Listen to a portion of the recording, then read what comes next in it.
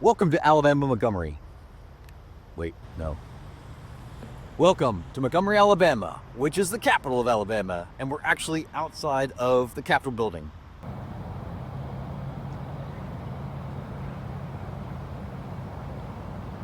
In this video, I'm going to show you an earth cache located just outside of the Capitol Building. It's called Hawaiian Lava in Alabama. It has a 1.5/1 DT rating and has received 64 favor points at time of production. It's part of a great feature on the south side of the Capitol Building. It's a semicircular drive known as the Avenue of Flags. Each pole displays a different state flag, and at the bottom of each pole is a native stone from that state engraved with its name. This lava is the native stone of Hawaii, but unfortunately I can't show it to you because based on the logging tasks, you'd be able to log it immediately. Lava, as you may know, is an igneous rock that erupts from volcanoes. It's one of the most spectacular and most destructive geological events. The lesson of this earth cache will break down and give you a better understanding of the two different types of lava, ʻaʻa and pāhoehoe. Now, typically during a review, I'd show you either the geological feature or the process. But if I do that this time, like I said before, you'd be able to really log it immediately. So I'm trying to be cognizant of spoilers out of respect to the CO. But I can tell you about lava. This earth cache is interesting because you're not going to find lava naturally occurring here in Alabama or really anywhere in the South. And that kind of begs the question, why not? Well, because any active volcanoes we would have had would have been around like millions of years ago, and any naturally occurring lava would have been weathered away long before now. But before we proceed, again, you should probably know, or you maybe that you already knew, that lava is an igneous rock, which comes from the Latin word ignis, meaning fire. But did you know that there are two main groupings of igneous rock? You've got intrusive igneous rock, like granite, and you've got extrusive rock, like basalt. Now, without going down all kinds of rabbit holes, for our purposes, the main difference between intrusive and extrusive is where the rock cooled. Below the surface, intrusive. Above the surface, extrusive. But again, that's not the lesson of this earth cache, though. The lesson is on lava morphology, which is basically the surface form or texture of the lava. So when you come to ground zero, you're going to see an extrusive type of igneous rock. Now, I think that all earth caches should answer the question, why is this like that? So why is the surface form, the texture of the lava, the way it is? The description will walk you through the two forms of lava morphology, the ʻaʻa and the pāhoehoe, and answer that question by giving you a basic understanding of what they look like and how they interact once that flow is on the surface. So now that we've talked about lava, let's touch a little bit on the history of the overall Capitol building, although it's not necessarily tied to the earth cache itself. So first up, Alabama has had 5 capitals since first being designated a U.S. territory, and 4 different Capitol buildings, including the current one. Montgomery itself has been the capital of Alabama since 1846, and this is the second Capitol building here at Montgomery. The first one burned down 2 years after being built. The current building was completed in 1851, with wings added on over the course of 140 years.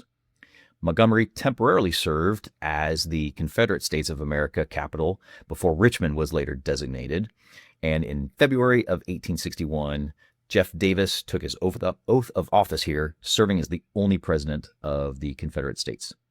In April of 1963, George Wallace, then governor of Alabama, raised the Confederate battle flag over the dome as a symbol of defiance to the federal government. And lastly, in 1965, the final Selma to Montgomery march ended at the front marble staircase, also an earth cache, with the protests and events leading to the Voting Rights Act of 1965. So this area has seen some serious history. No special tools are needed for this earth cache, and a photo is not required, although I generally recommend it. To answer the questions, you'll need to read a description, come to ground zero, make some observations, and then provide some basic analysis. So I'm currently at ground zero, and from a safety standpoint, there's nothing really to mention. This is a terrain 1 earth cache with a very gentle slope. So here's what I like about this earth cache. Between the stones itself, the Avenue of Flags, and the Capitol building itself, it's a pretty scenic earth cache. Like I've said before, it's a very unique lesson here in Alabama and pretty much throughout the entire region. The DT rating is very spot on. Based on the tasks, I probably would have made it a 1-1. It is not a difficult Earth cache whatsoever. The lesson is clear and concise. It avoids any kind of technical jargon, and it's actually written below the 8th grade level. The tasks are clear, they reinforce the lesson, and they require observation and analysis, and there's an appropriate number of them. So pretty good. All right, so here's what I don't like. I'm a fan of admin notes. That's just me, of course. They're not required for Earth Cache to submit an Earth Cache. I'm also a fan of graphics, although in the Earth Cache's defense, using graphics would have made the tasks ultra easy. And that's basically it, right? That's what I like. That's what I don't like. So overall, this one is going to get a 4.5 out of 5 on my little scale.